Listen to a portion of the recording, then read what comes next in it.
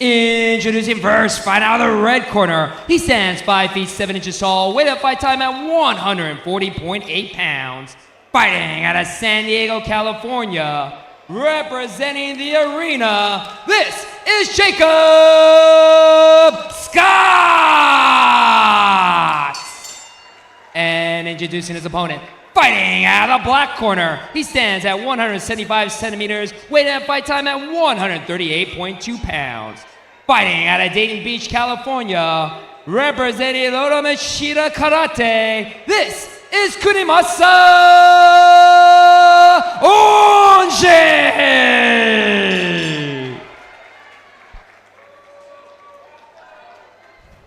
All right, this one's scheduled for 3 2-minute rounds. WAKO rule set. Again, it's a point accumulation of the total fight. As our fighters touch gloves and get ready for this K1 style kickboxing action. Scott versus Onji.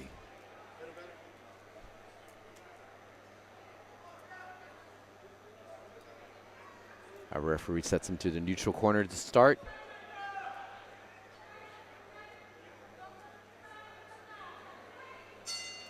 And here we go for round one. Scott coming right in for those leg kicks. Throwing some hands. And just reading Scott's body language, he was rearing and ready to go out of the corner. A little antsy, perhaps some nervous energy. Came out with some chopping punches there.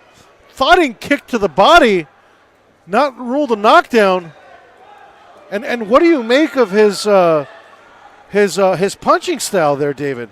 Well, you know, he's come out very aggressive. He hasn't really read his opponent's style, but he's got a looping punch, and sometimes it's finding its mark. And so using that aggression, again, this style of fighting, you got to get the points inside. So he's using high volume. I'd like to see his punches a little bit straighter, but you know what? He's connecting, he's scoring. Now Onji scores a right cross, and again goes in with a strong right hand. But Scott's finding his mark, and so if it's clean punches, they score. Onji throwing in a straight punch, straight cross. Onji's got the straighter of the punches. No. It's not how you land. It's not how you land them. It's how many. And referee Zura Kolova calling a stop to the action. A little bit of a headgear malfunction there. Perhaps a welcome reprieve for Jakob Scott. He was taking some hard punches there.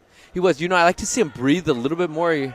And so it looks like they're throwing very intensely. They really haven't found the rhythm and their timing yet. But again, they're looking to score here. Nice leg kick by Scott. And then the headgear comes off, and the referee's trying to stop them. But they still want to fight. Hey, they said headgear or no headgear. Let's go, baby.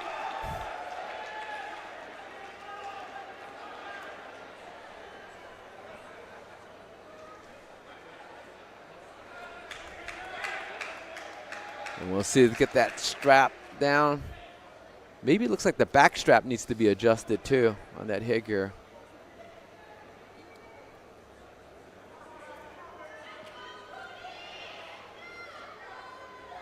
Anthony Quesada, one of our officials, inspecting the headgear of the fighter, making sure everything is properly done.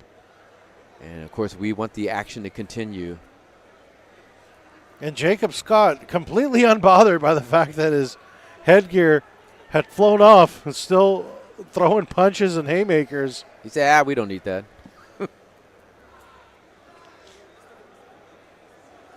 Let's take a look at the replay.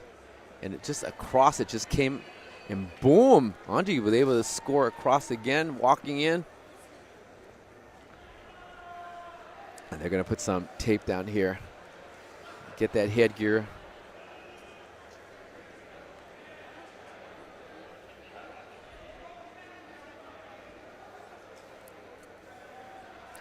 I like Onji. I like his straight punches. He's coming very sharp. Scott is coming with a lot of intensity. I like to see him tighten up his punches a little bit, but he has been scoring with that kind of looping cross that's been coming in.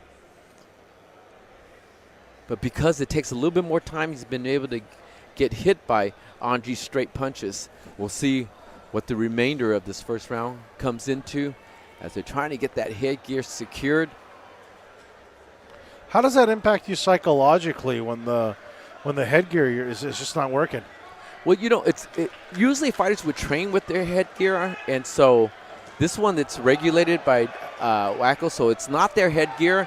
And I actually have never had fighters worn this style of headgear before, so it's pretty interesting. I can't really say because I've never had my fighters wear this style of headgear, but this is the official headgear of Wacko, and so they have to wear the gear. And again, Onji with a straight punch.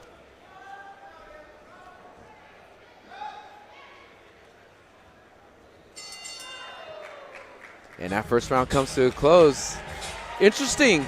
Yeah, it is going to be an interesting how they score it because Onji was landing the definitive, harder, cleaner, more precise punches that were doing damage, and Scott was landing volume.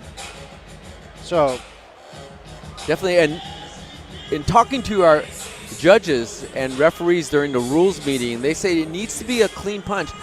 If the punch comes off the glove and hits the head, it's not a clean punch. It doesn't score a point.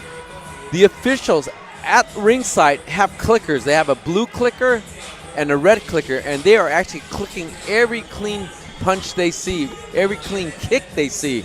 So if it's an obstructed kick, obstructed punch, it does not score. And here we go for round number 2.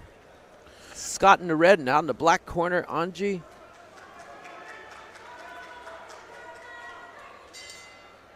yeah, and with those accumulation of punches, that's why we'll see a variety of scores towards the end once the verdict is read. But one way to avoid the scorecards is to get a knockout. So that's true. That is still in play here as Kunimasa Onji landing some really hard punches to Jacob Scott. Scott got also a couple of nice kicks in, and as soon as I see that, Onji lands one of his own. Yeah, I'd just like to see Scott just tighten up a little bit more. I think he can score just as effectively if you get those punches a little bit tighter. But he definitely has that aggression. In the first round, he came out like he was hunting.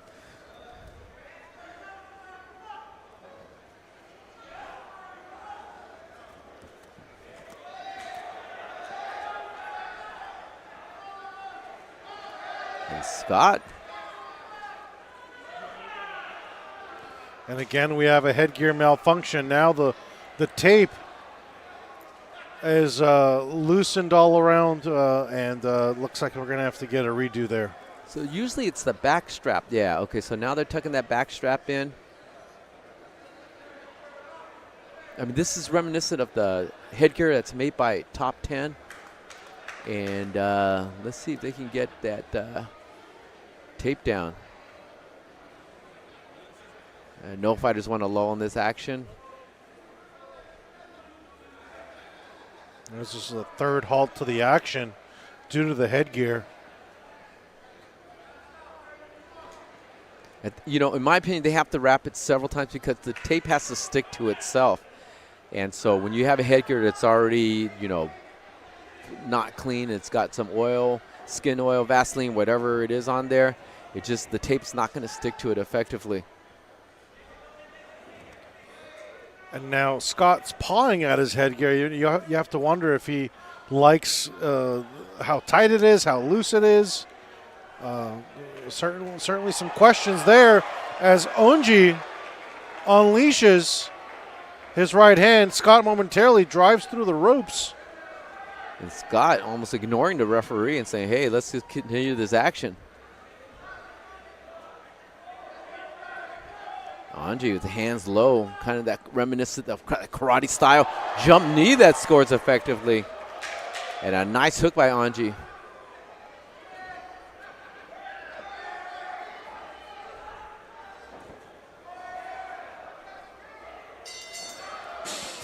And our second round comes to a close. I like the volume that Scott puts in, but because those punches loop and sometimes they hit the glove, I'm not sure, even if it's connecting, if the officials are giving a point to Scott for that, because during the rules meeting they said it has to be a clean strike, clean technique. If it skims off the glove, they said it's not a clean strike, it does not score. Onji throwing those straight punches like karate blitz style action, getting the clean shots in. You know, he may be doing the effective score under these WAKO rules. And Onji doing a great job just dealing with the awkwardness of Scott, too. I mean, certainly his sparring partners, I'm sure, did not bring the same level of technique and skill. And when you see something for the first time like this, he's finding the moments to counter, and so far so good. Oh, Scott's just ready to go, man. He is just ready to go. This is the third and final round, creeping in, getting that small steps inside. Was that kind of looping left hook?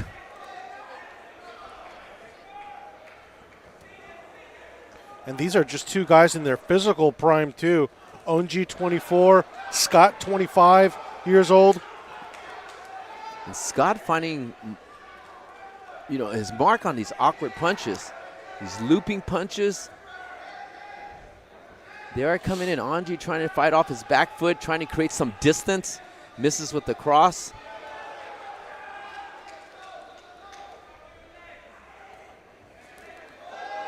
And Onji eats one from Scott.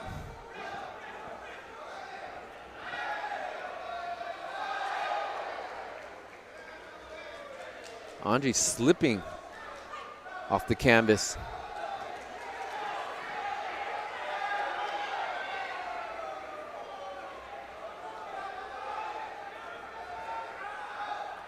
And Scott able to land those punches. Again, they're looping, but right now Onji's hands are a little bit low, and that's why he can score. Scott having the best sequence of the fight so far as landing some thudding punches. Onji momentarily moved to southpaw. And Scott throwing these swatting like slap punches, but you know what? They are scoring. They're finding their mark. Like that one right there and that one there. He's doing nice a good job. He's making points. Scott certainly having the best round of the fight here in the third. And he looks like he's enjoying it too with that smile on his face. Onji needs to get his hands a little bit higher and get a little bit more volume in.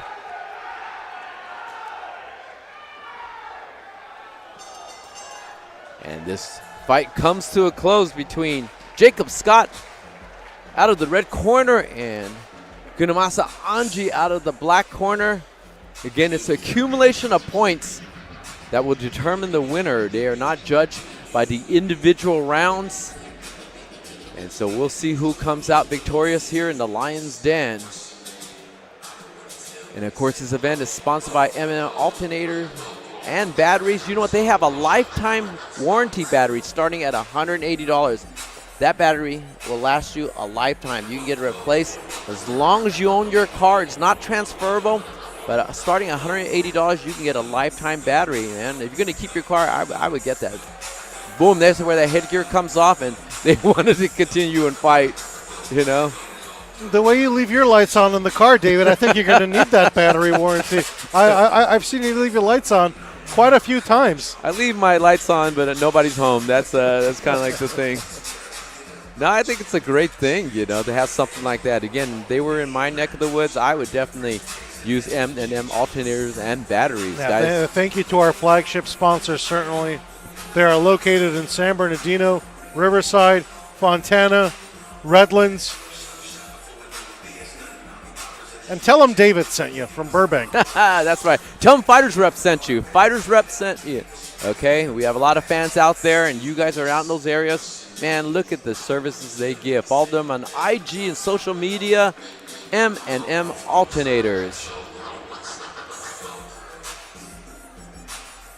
And two warriors just sitting across waiting for the official decision. And I'm putting you on the spot, Manuk. If you were going to score based on the total accumulation of strikes, who would you give it to?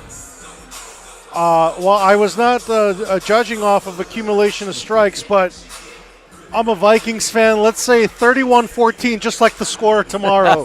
It'll be against the Chicago Bears. 31-14 in favor of Kunimasa Onji.